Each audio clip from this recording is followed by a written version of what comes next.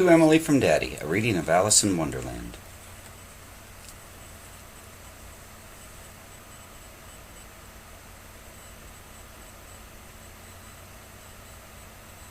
One beautiful spring day, a young girl named Alice sat by the river as her sister read aloud from a history book. But Alice wasn't really listening. She was playing with her cat Dinah and daydreaming. The sun was bright and the air was warm. Alice closed her eyes and no longer heard her sister's voice.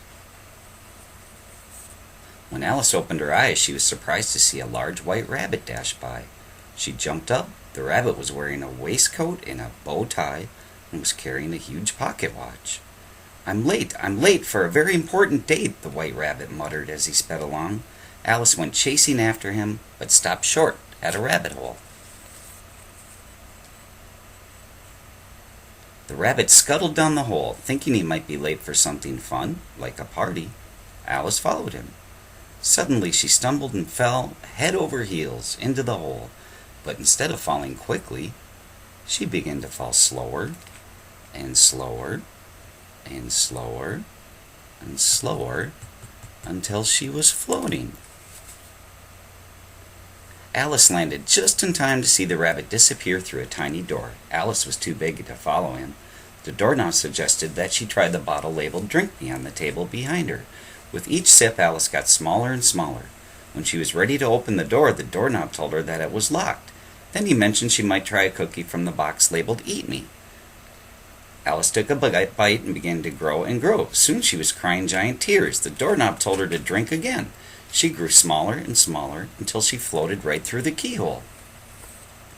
On the other side of the keyhole, Alice found herself in a wondrous world filled with talking birds and walking fish. She hoped that one of these creatures could help her find the white rabbit, but they were of no help at all. Soon she came upon some twins named Tweedledum and Tweedledee. "How do you do, Tweedledum and Tweedledee?" Alice greeted them. She could not tell them apart at all.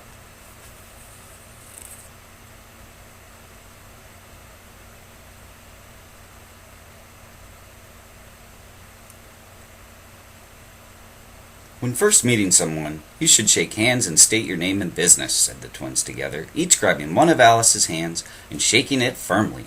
"That's manners." Then Tweedledee and Tweedledum danced around Alice around and around, but they were so rough that they knocked her down.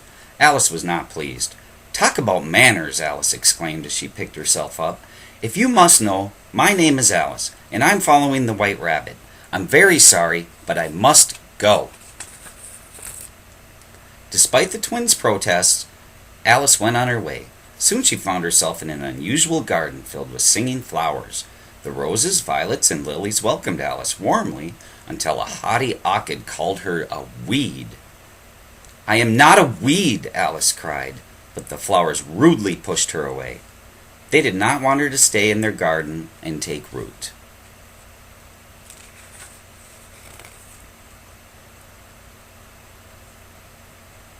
Angrily, Alice walked through the tall grass. A while later, she spotted a smiling animal sitting in a tree.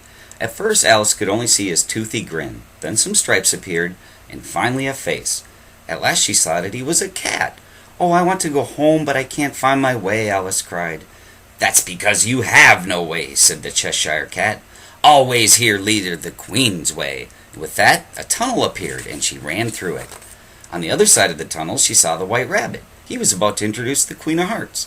It was not long before the temperamental Queen became annoyed with Alice. "Off with her head!" cried the Queen. Alice ran for her life. There was a mad chase through Wonderland. Then out of nowhere, a little door appeared before her. Alice ran to it, but it was locked. She peeked through the keyhole. There, on the other side, she saw herself, asleep under a tree. "Please wake up, Alice!" Suddenly Alice awoke on the riverbank. Alice looked around but didn't see any strange talking creatures. All she saw was her sister, the old history book, and her cat Dinah, and that was just fine with Alice. The end. That's it. All done. Adios. Daddy loves you. Talk to you later. I gotta go to work now. It's 1:45 in the morning. Mwah!